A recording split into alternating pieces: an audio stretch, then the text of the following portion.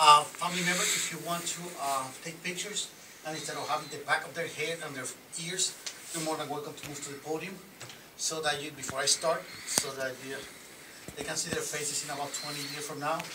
My picture is a great Polaroid. Those, I remember those high-tech pictures. And long hair right here. Yes, at some time in my life I had my hair longer than my sister's. Just a couple years ago. Okay, going once, going twice. Good. Well, applicants, on behalf of the Command Group and the staff, we want to say thank you. Thank you for your commitment to be part of the strongest military force on this planet. Thank you for being part of the 1% of the U.S. Population who decide to join the armed forces and carry over their shoulders the defense of this nation and our Constitution. Thank you for that. I believe that we have one. Do we have any prior service? We have one. Any other yes? Well, welcome back. Congratulations on your decision of returning back to us. Thank you for that. For all the others, before we bring you to active duty, I would like to encourage you to start doing your best tomorrow morning, because you don't know what is going to happen in 3, 4, 5 years from now, when will be your time to decide if you want to become a civilian again or stay as a member of the armed forces. Why I say this? Because, for example, 29 years ago I was in a room like this that you're doing right now.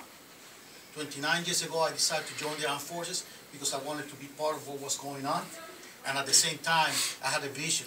I saw myself 4 or 5 years down the road going to college, getting an education, getting a nice job behind the desk, living the good life and enjoying, my family.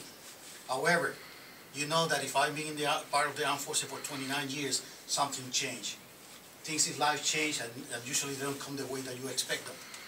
So when it was my time to decide if I wanted to leave the armed forces, go to college and do all the crazy stuff that we do in college, or stay in the armed forces with the unit that I was assigned to, doing all the crazy stuff that I was doing when I was more or less your age, you already know which one was my answer.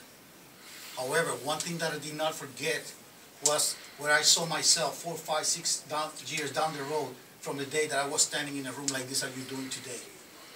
And therefore I started looking for what the armed forces had to offer to me while I was serving my country.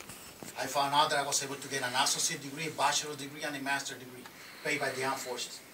In 29 years, I have never paid for my tuition. I have never paid for my goal. I have never paid for my dream. And the tuition assistance that I came looking for 29 years ago, I was able to, many years later, transfer those to my daughters, and 2 of my daughters went to college on that money. One of them is right here in OSU at this time. What I want to tell you with this is that whatever is your dream, whatever is your goal, wherever you see yourself 3, 4, 5 years from today, we have a program that can help you out to achieve that goal. However, it will be up to you to look for that program and to take advantage of it. Those programs are not going to chase you down the street, are not going to go to your duty place, are not going to chase you down the bar. It will be up to you to see what we have to offer, see where do you see yourself, and to take advantage of them. That is the best advice that I can give you out of my 29 years of military experience. Promotions, more money. Assignments, they will come as you demonstrate your skills, as you demonstrate your commitment to your unit, as you demonstrate your commitments to your branch. Any questions? Okay, I have 2 questions for you. You will answer with a yes or no, sir. Have you been briefed on, and do you understand the Department of Defense applicant briefing on separation policy, restrictions on personal conduct in the armed forces, and the Uniform Code of Military Justice, Articles 83, 85, and 86? Yes, sir. Do you have any questions or reservations, or are you reluctant to at least at this time? Yes, sir. Group, attention! Please raise your right hand. Repeat after me. I state your full name. I Do solemnly swear or affirm do solemnly swear that I will support and defend that I will support and defend the Constitution of the United States the Constitution of the United States against all enemies, against all enemies, foreign and domestic, foreign and domestic, that I will bear true faith that I will bear true faith and allegiance to the same, and allegiance to the same, and that I will obey and that I will obey the orders the orders of the President of the United States of the President of the United States and the orders and the orders of the officers of the officers appointed over me, appointed over me, according to regulations according to regulations and the Uniform Code of Military Justice. and the Uniform Code of Military Justice. So help me God. So help me God. Please lower your hand. at ease.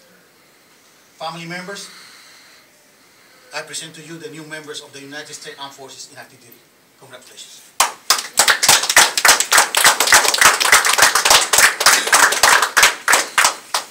Applicants, I will call you one more time to attention. I will call for out. Please follow me to the next room on the right side of the table to sign your contract to make it official. Please pick up your contract from the printer on the back of the room and report to the front desk so you can complete this process, complete a couple more briefings that you have to go through, and finally ship out to your basic training, boot camp, or to your unit. Okay? Any questions? Family members, before you leave today, I highly encourage you to give them the last hug as a civilian. Next time you will see them as a sailor, as a soldier, as airman. So, good! Attention! Follow! Family members, you're more than welcome to take pictures. It will be 2 quick fingerprints and a picture.